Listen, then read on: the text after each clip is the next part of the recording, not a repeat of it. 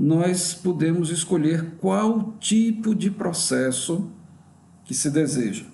Então, sempre vai ser apresentado os processos que foram utilizados recentemente. Para ter uma ideia, uma visão completa dos processos, basta clicar nesse ícone aqui, que é o maisinho, exibir todos os tipos. Então, todos os tipos vão ser exibidos, vão ser listados. Bom, vamos lá falar sobre essa apresentação de tarja vermelha, que vocês podem estar observando, que vocês estão observando nessa listagem dos tipos de processos. Vejam que são muitos os tipos de processo. Okay? Esses tipos de processo podem ser até criados pelos administradores de cada órgão, de acordo com a necessidade do órgão. Okay? Bom, esses tipos de processos em vermelho, com essa tarja vermelha, são os tipos de processos sigilosos. Eu falei em outra videoaula que existem 3 tipos de processos em relação à visibilidade. Os processos públicos, os processos restritos e os processos sigilosos. Os sigilosos são os que vão aparecer com a tarja vermelha. É importante salientar que o SEI ele foi construído, foi pensado pelo Tribunal Regional Federal, se baseando na Lei de Acesso à Informação.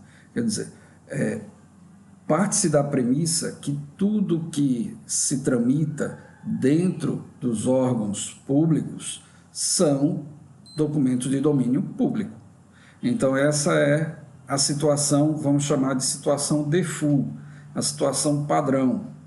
Para que algum documento seja classificado como restrito ou sigiloso, é preciso que exista um embasamento legal, exista uma condição legal que permita que esses documentos sejam classificados ou tipados como restritos ou sigilosos.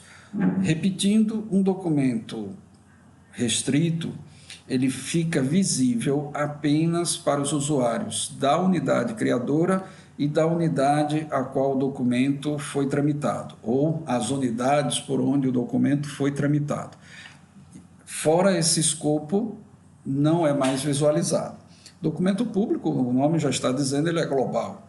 Todos podem ter acesso. Todos, que eu digo, são todas as pessoas internas e externas ao serviço público. Basta ter o número do processo que ele poderá fazer essa consulta. Mais na frente, em outra videoaula, será exibido um recurso disponível para que pessoas possam acessar de fora dos órgãos os processos os quais eles têm envolvimento, têm interesse. Agora, isso só é permitido se o processo for público.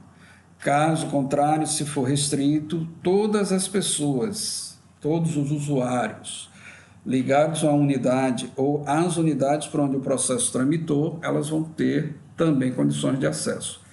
Agora, se for sigiloso, somente os usuários, aí é a única parte do SEI onde não se trata como unidade, e sim se trata como usuário. O único, ou os usuários que estão atrelados, vinculados àquele documento, é que eles vão ter acesso. Fora isso, ninguém mais consegue enxergar. Mesmo se a pessoa tiver o número do processo, mas se ele não está vinculado ao processo, e esse processo é sigiloso, ele não vai conseguir visualizar, como se o processo não existisse dentro do sistema, para aqueles usuários que não estão linkados, vinculados ao processo sigiloso. E o que caracteriza um tipo de processo sigiloso é essa tarja vermelha. Todos os demais processos que não têm a tarja vermelha, eles podem ser classificados como públicos ou restritos. Se ele tiver classificado, se ele estiver na tarja vermelha, se ele tiver essa tarja vermelha, ele tanto pode ser um processo criado como um processo público, um processo restrito e também sigiloso. Os demais, a opção sigiloso, ela fica desabilitada. Então, é importante entender que se inicia um processo pelo tipo de processo. Então, vou escolher aqui um processo aleatoriamente, vou botar aqui comunicação outros, só para exemplificar. Escolhido o tipo de processo, a pessoa vai preencher, o usuário vai preencher, como podemos dizer, a capa do processo, né? A capa do lote, a capa daquele conjunto de documentos que vão ser atrelados a esse processo. O preenchimento consiste em informar se ele é um protocolo automático ou um protocolo informado, onde ele pode já informar aqui um número e dizer a data de autuação, que pode ser selecionada por esse ícone aqui. Caso seja informado, o SEI ele vai aceitar qualquer numeração, caso essa numeração não exista. Se ela já existir, ele vai criticar. Agora, deixando em automático, o próprio SEI vai gerar o número de protocolo seguindo o padrão de nomenclatura para essa numeração. É recomendável que se siga o protocolo automático, para que o próprio sistema controle, faça a geração, a sequência dos números automaticamente, sem ter que o usuário se preocupar com isso. Em seguida vem o tipo de processo, que vai ser de acordo com o que foi selecionado, mas nesse processo inicial ainda se pode até mudar o tipo de processo, se ele selecionou por engano. A especificação, importantíssimo informar a especificação do que se trata esse processo, né? Então, eu vou colocar aqui uma especificação, comunicação, exemplo. E aqui seria o título do processo, o que todos os documentos que serão anexados vão tratar.